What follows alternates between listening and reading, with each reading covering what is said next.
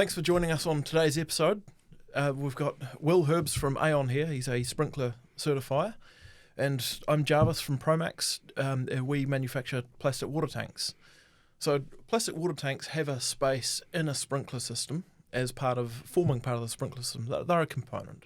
So what we're really wanting to talk about today is the resilience, the seismic resilience of the tank in a sprinkler system. Mm-hmm.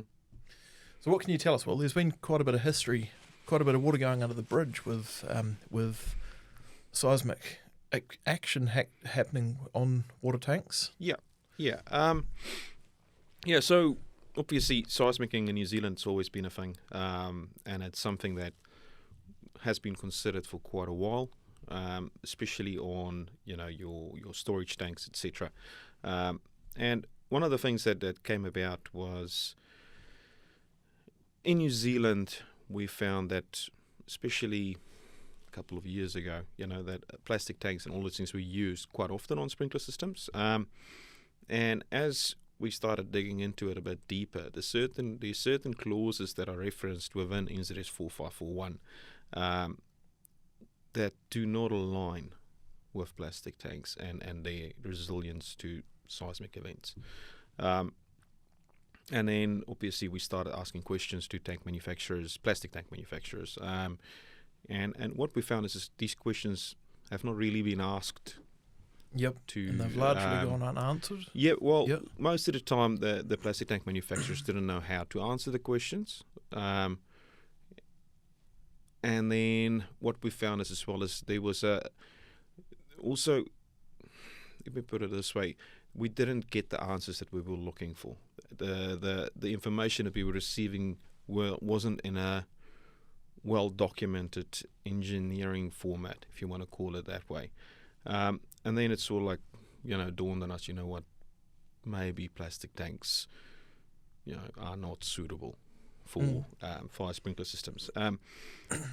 And, well, fast forward a couple of years, obviously, we've got into a bit more detail about it. NZS 4541 2020 was introduced, and that allows a little bit more flexibility for plastic tanks in regards to, all of a sudden, it's clearer defined within NZS 4541 2020 that you can actually go and design the water supply for that system, or the water tank for that system, to the same limit state that the building is designed for.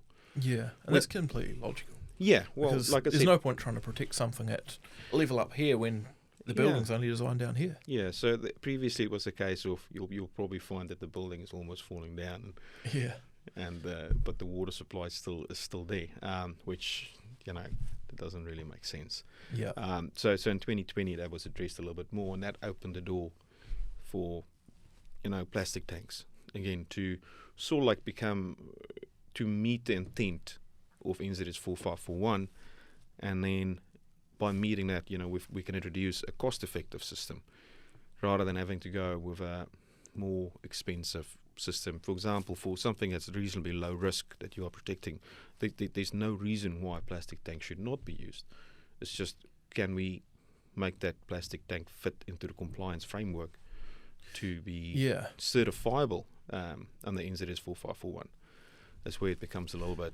Yeah, and that can vary across the country. For example, Auckland has a very low seismic factor compared to Christchurch. I mean, we're that's where we are right now in Christchurch, and so there's a few areas which are reasonably low. Dunedin, Auckland. Then you have the opposite extremes. You have Wellington, Hawke's Bay, Christchurch, Queenstown, which have very, very high seismic coefficients. So it's interesting because we've had a listing certificate written for our 30,000 litre poly tank. Which is awesome. That can be used up to certain seismic coefficients, up to 0.45 CDT. Mm-hmm. Anywhere in the country, up to 0.45 CDT. Now that's I guess that's one of the tricks is, if you're in Queenstown, for example, IL2, the CDT is going to be a lot higher than 0.45, so you can't use it for an IL2 building in Queenstown. But you could use it for an IL2 or even IL3 building in Auckland, because the seismic coefficient is so much lower.